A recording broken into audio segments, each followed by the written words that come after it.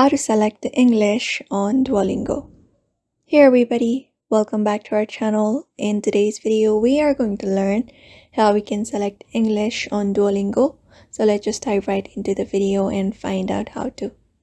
So if you want to select English on Duolingo, you can follow up this method and easily do it.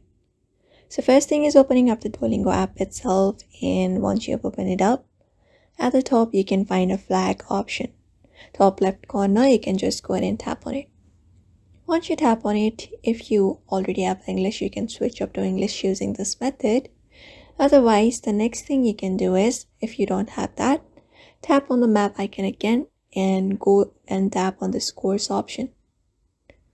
Once you go ahead and tap on it, under this language courses option, you should be finding English option, which is this intermediate English. You can just go ahead and tap on it, continue with the process and add it. And when you do that, you should be finding English right here and your course will be selected.